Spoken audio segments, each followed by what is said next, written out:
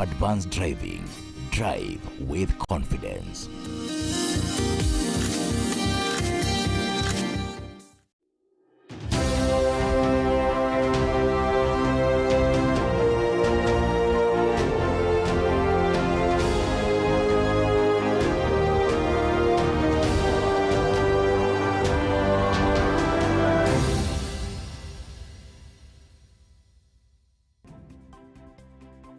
Na siku ya Alhamisi, mpenzi mtazamaji, tarehe 19 Agosti, ujambo popote pale ulipo, ni mwendo wa saa saba katika taarifa zetu za Mwale Saa Saba. Naitwa Kiathi, na Naomi Mathu ni mtangazaji kwa lugha ya ishara. Karibu tukujuze matukio jinsi yalivyo. Tunatanguliza na masuala ya kiusalama, ambako polisi katika eneo la Laikipia Magharibi, kaunti ya Laikipia, wanamzuilia mwanamume mmoja anayedaiwa kuwa mhalifu. Naibu County Commissioner Hezron Nyaberi anasema mshukiwa alipatikana na silaha kwake nyumbani. Mshukiwa pia akiweza kushukiwa kutokana na uuzaji wa pombe haramu. Hata hivyo, wakazi wa eneo hilo wameombwa kujiepusha na visa vyovyote vitakavyotia shaka kwa maafisa wa kiusalama.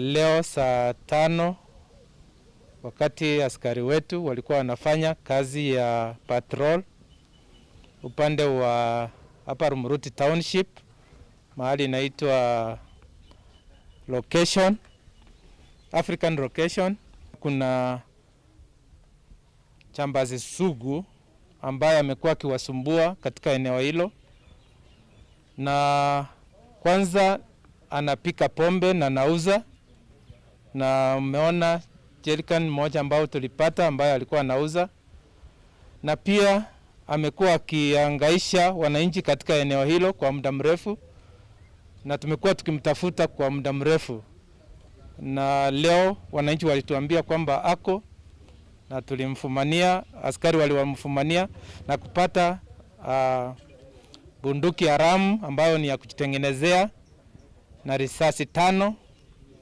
na uniform ya askari na vyombo vingine hatari za kuua au kwa kujeruhi wananchi. Na tumeshukuru wananchi kwa kutupatia habari hiyo, na tunatoa onyo kali kwa wale wengine ambao wanaendelea kuwa na vifaa kama hizi ili kuhatarisha maisha ya wananchi, na kama serikali hatutaendelea kuvumilia wahalifu kama hao. Jukumu letu kama serikali ni kuhakikisha kwamba tumelinda wananchi na mali yao. Kwa hivyo mtu ambaye anakuwa ni hatari kwa wananchi hatutamvumilia na tutamchukulia hatua kali.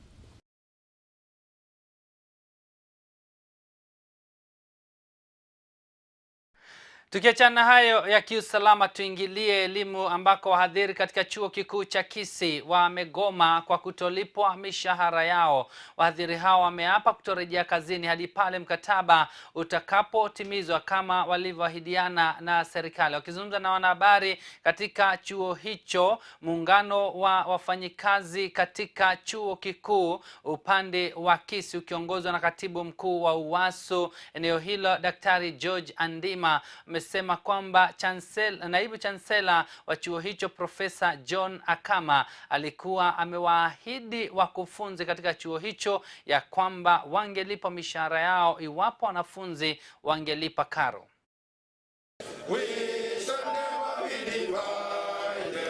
The best thing that we can say, if you are not able to manage an institution of this kind and we are now on our knees, the best thing is to step aside so that we can have an institution that is running. This institution is bigger than an individual, and the time is now. The war has begun this year. On 26 to be specific, we call you around, and you addressed we addressed some of the issues that were bedeviling our university. We had been given 212 million that was supposed to implement the 2017-2021 CBA. These guys paid part of the money, and much of the money remained in the university. We had to come out picketing to address that and tell them, give members their money.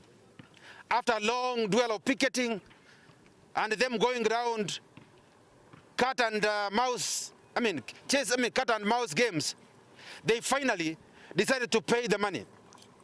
Then they said we are going to pay the money in 2 tranches. The first tranche was coming immediately in that month. The other one was coming by the end of that month. We have waited up to now. We have not seen it. When we addressed ourselves today to it, they are telling us we wait for students to pay fees so that that money can be paid. The big question is, where did the money that the government sent go? Who took it? Who took that money? When we ask this, the Vice Chancellor comes out and calls some of us madmen. Between us and him, who is mad? What is this level of madness? The other thing that we have been picketing about, we had a CBA that was negotiated and signed locally. That is the 2013-2017 internal CBA. And we are in which year are we in? 2021. Colleagues, 2021, and we are talking about 2013-2017. In this CBA, a number of items were unilaterally removed from being implemented. We have the COD's allowances. Our CODs were earning 35,000 per month for what they are doing. This was unilaterally, reduced to 17,500. And they are the people who do a lot of work here for us to graduate students. Who is mad in this case? Solidarity forever. Solidarity forever. Kutoka Kisii tuelekee katika kaunti ya Mombasa ambako gereza la Shimo la Tewa, mahakama ya Mombasa na wakazi wanatarajiwa kunufaika na mradi wa ujenzi wa mfumo wa maji taka katika eneo hilo. Kulingana na katibu mratibu mkuu katika Wizara ya Usalama wa Ndani Winnie Guchu, ni kwamba mradi huo utawafaa wafungwa zaidi ya 1500. Mradi huo ukitarajiwa kutumia takriban shilingi milioni 30. Akizungumza huko Mombasa wakati wa ziara yake kabla ya kuanza rasmi kwa ujenzi huo, Winnie Guchu amesema kwamba mradi huo utakuwa umezingirwa na kamera za CCTV pamoja na ua la mawe kwani litakuwa likiendelea katika gereza la Shimo la Tewa. Because this being a maximum security prison, we must make sure that we keep as the project comes, our prisoners must be secure. The community, yes, will benefit. So how do we make sure that we secure the prison and we make sure that the community outside is preparing? So we have gone to site, we have established where it is going to be put up, and the exhausters bay, where they will be discharging, will be separate from where the decentralized plant is going to be. And that is the area that we are going to secure. We need to put a wall of the standards of a maximum prison. We need to put CCTVs to make sure that that area is proper. And we need to put a watchtower. And then make the exit and entry very convenient because we are neighboring a highway. This is the Mombasa-Malindi highway. We do not want exhausters to cause traffic jam on the highway. And we are hoping to replicate this also. We are doing 2 pilots at the same time. We are doing this one in Shimo la Tewa, and then we are going to do one in Kisumu prison, so that we see how they work. Reason being, these are prisons very close to large water spaces. Here in Mombasa, it is the ocean. In Kisumu, it is the lake. So we want to first see how do we contain and how do we clean wastewater from our prisons and make sure that what we are discharging is of good quality and not harmful to the environment. The second reason why we are here is to be able to look at the child care centers.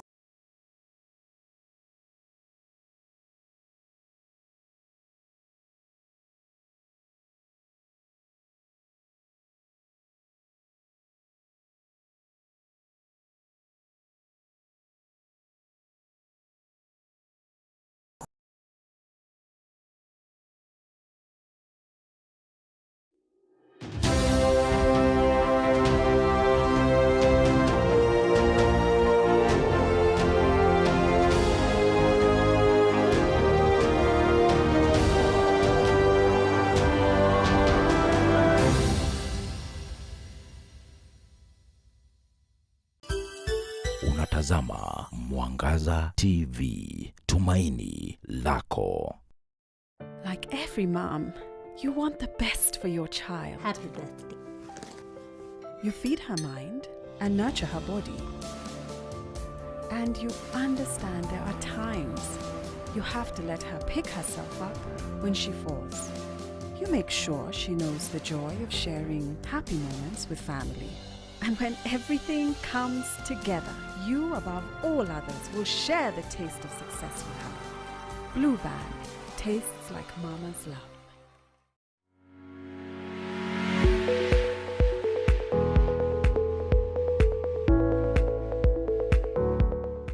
Jewel Professional College is a Christian-based college located at Roysambu at Jewel Complex 6th floor along Thika Superhighway. We offer different courses. We have journalism, cosmetology, hospitality, clothing and technology, electrical engineering, ICT, and plumbing. We also offer short courses like pastry and bakery, basic cookery, housekeeping, ICDL, languages, and customer service. Karibu Jewel College, where the fear of the Lord is the beginning of wisdom.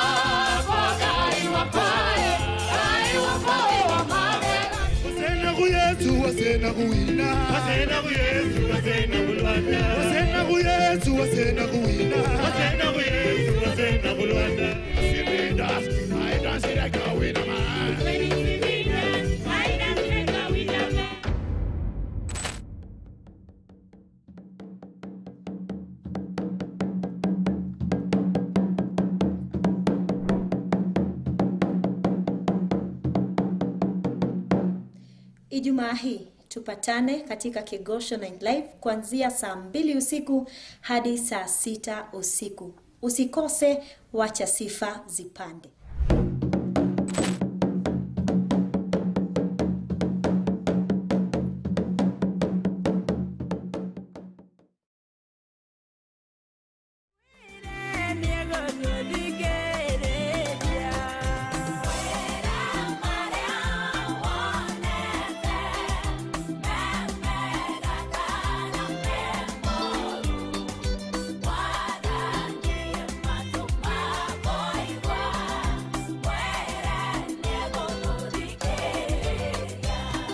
Majina naitwa Jerry Karorida. Mimi ndio nimekuibia hii wimbo. Ukitaka huu wimbo uwe skiza tune yako, andika jina skiza na capital letter, uspace, uandike 7186097, 7186097, utume kwa 811 na Mungu atakubariki.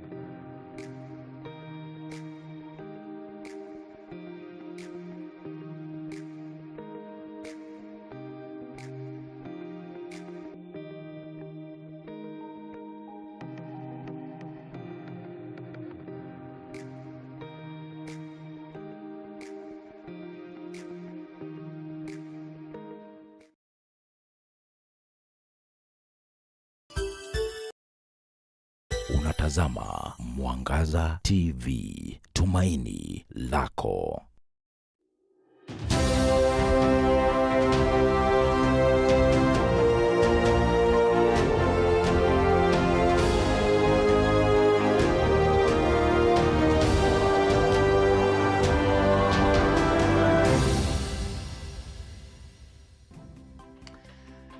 Asante sana mpenzi mtazamaji kwa kuendelea kuwa nasi. Baada ya mapumziko hayo mafupi, tumerejea na awamu yetu ya pili ya taarifa hizi. Na wanasema kazi ni kazi, bila shaka ni kazi, lakini huwa kazi zaidi wakati mwanamke amekiuka taasubi ya kiume na kufanya kazi zinazoonekana kama za kiume. Lilian ni mmoja wa akina mama hao ambaye hujipatia kipato chake kutokana na uendeshaji wa aina mbalimbali za trekta. Jamii yake inaelezea furaha ya mwanao kwa kuwa yeye ni mkakamavu, na kama anavyotuarifu mwanahabari wetu Esther Wanjiku katika makala haya ya bidii ya mtoto wa kike, ni kwamba sasa Lilian amejitoa katika kuhakikisha amewafunza akina dada wengine kazi anayoifanya.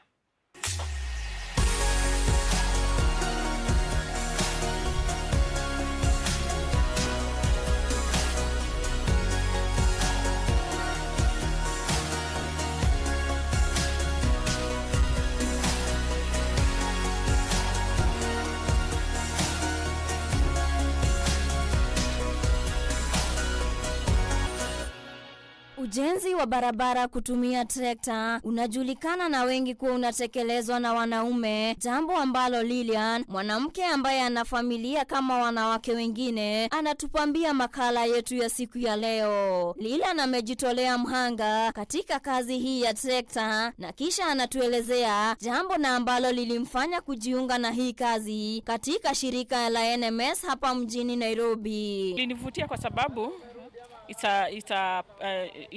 ni job yenye inalipa, na ni job yenye si watu wengi wanaweza kufanya, na nikajitolea kwa moyo wangu wote, na nikasema hii kazi nitaifanya na nitaifanya na roho yangu yote. That's why nilijitolea kabisa.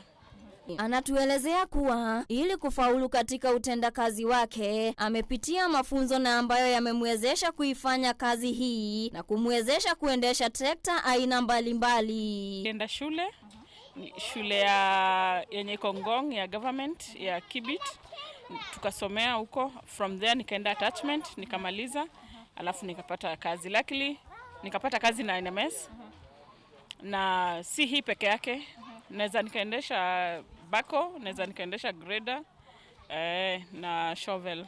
Anajivunia kazi yake kwa kuwa amepata ujuzi wa hali ya juu, na kila anapofanya kazi hii anatia bidii ili kufanikisha shughuli yake ya kila siku. Najivunia kwa sababu nimejifunza mashini mingi, nime-network na nime-nurture some people. Target, ukiwa kwa kazi lazima pia ujipatie target.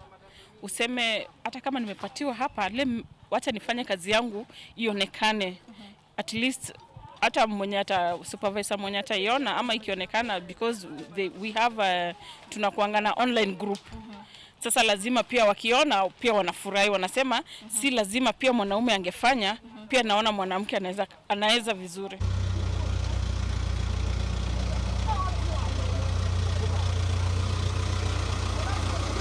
Na kwa kuwa kwa kila kazi tunayoifanya maishani mwetu tunahitaji watu ambao wanatutia moyo, na kwake Lilian, wafanyikazi wenzake wamekuwa wakimuunga mkono na pia kufurahia kazi yake, na kwa familia yake imekuwa ikimpa motisha ili kuendelea na kazi hii ya uendeshaji wa trekta.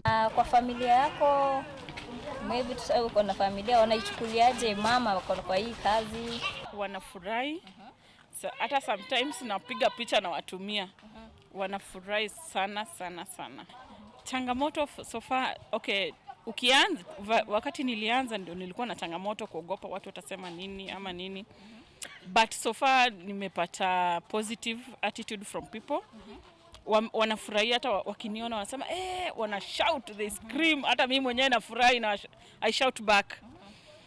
Na pia watoto pia wakiniona wanafurahi. Ni kazi poa. Na kwa hii kazi ya uendeshaji wa trekta, Lilian amejiwezesha kuwapa mafunzo wanawake wengine kwa lengo la kuwapa mwelekeo kwenye maisha yao na pia kuwaonyesha kuwa kazi ni kazi na inategemea na bidii yako wewe kama mwanamke, ile ambayo unaitia mwisho wa siku. I've nurtured some people. Wale wa mama wako pale nje ama wasichana, tafadhali, hii kazi si ya wanaume peke yake. Hii kazi pia mwanamke anaweza kafanya. Kama Lilian amejitolea na anaweza kafanya, pia wewe unaweza. Usikufe moyo, useme sitaweza. Uwezi jua Mungu amekupangia aje. Unaweza ukaanza na hiyo kuuza mboga ama ukue msichana wa nyumba. Ukijitolea na ujikakamue, unaweza kufika mahali nimefika. Naam, na kama wahenga wasemavyo kuwa mchagua jembe sio mkulima, na ndiposa Bililia nakaamua kujitosa katika ulingo wa uendeshaji wa trekta ili kujitafutia mkate wake wa kila siku. Nikiripotia taarifa za Mwangaza TV Mwale Saa Moja katika makala ya bidii ya mtoto wa kike, jina langu ni Esther Wanjiku.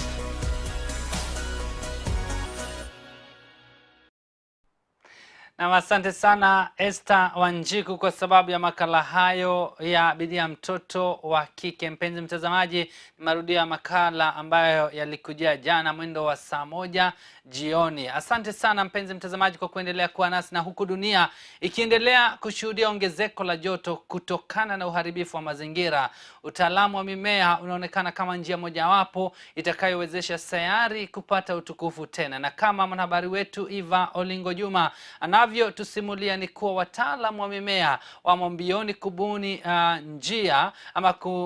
njia zitakazowezesha dunia kupata mimea inayostahili na inayojistiri joto jingi ili kukabili hali kama hii. Haya ni makala ya sayari yetu.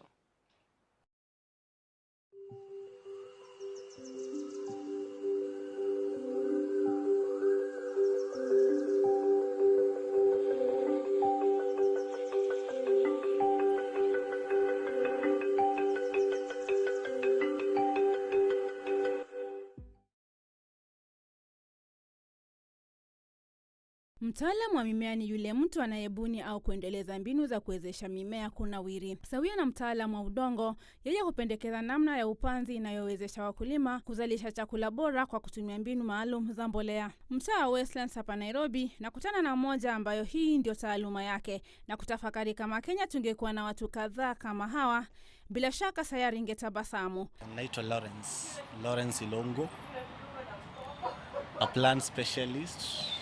Someone who loves drink plants. Plants are the best developer you'll ever get.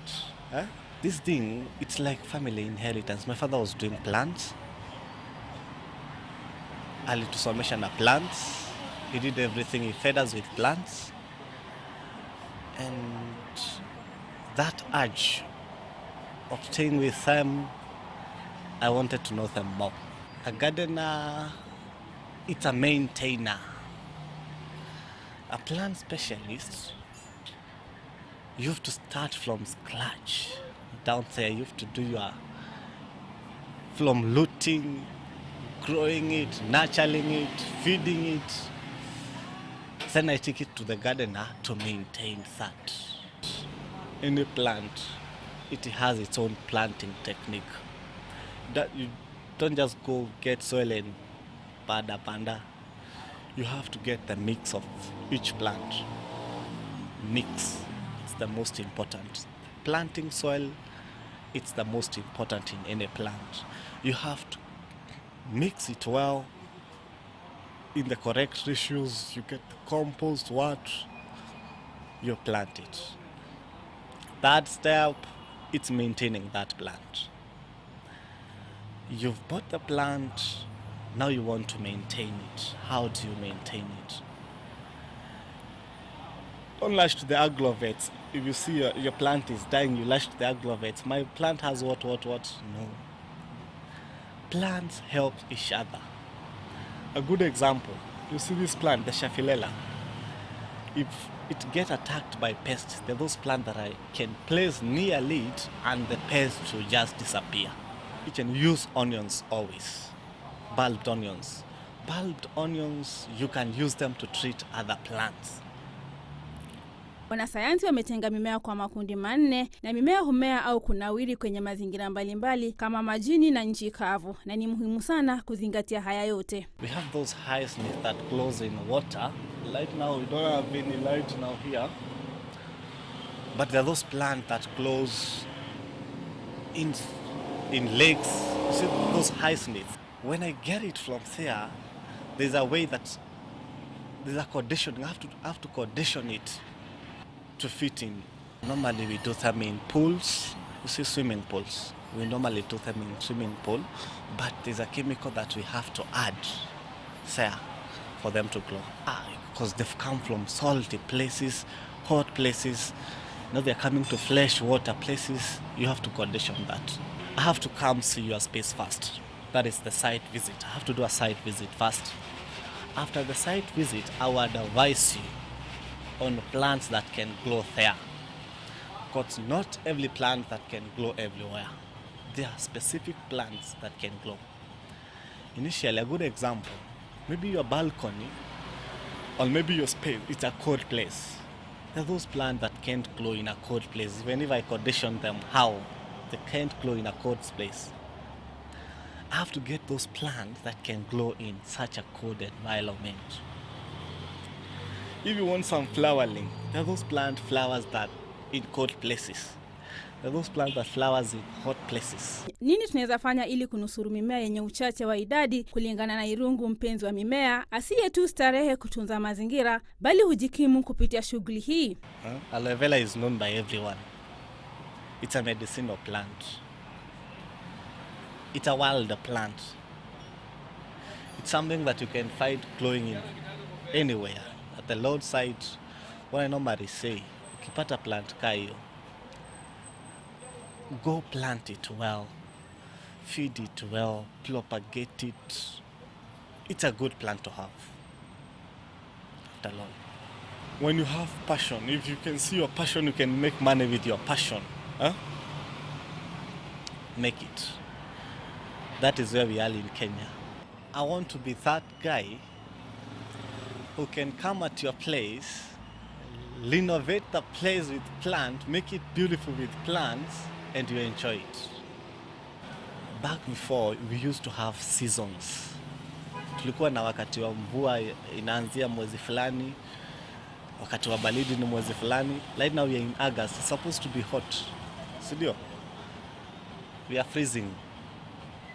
Why? People are not conserving the environment. With the plant, you're conserving those environments. Plant those trees. Yeah?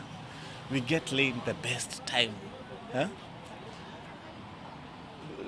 Plant those trees to get those clean air. We have industries everywhere these days. We have toxic air. Huh? Without those plants, you can't purify the air. You can find a plant like this peace lily. It's an air purifier. We are advising people to do them inside the houses. Kama unaenzi mimea lakini huna eneo kubwa, huna shaka. This is something like this. That's a wall setup that we are doing these days for balcony setup. These days, people are not everyone can manage to buy an own compound space. But there are those people who love plants. That's why we are coming up with ideas of having the plants with their small space, growing them in their small space. After the advice, we show you a design, a beautiful design of how we can change your space. We come up with different pots, designs, woodwork designs, the fiberglass, terracotta pots, plastic. We are designing the plastic and not plastic to become new. Ushaitafakari dunia bila mimea? Mimea ni dhamana sana kwa maisha yetu. Mimea zinatupa chakula, mavazi na hata mimea ni dawa. Kama kijana huyu anajikimu kupitia kwa mimea. Naitwa Eva Juma, makala ni sayari yetu.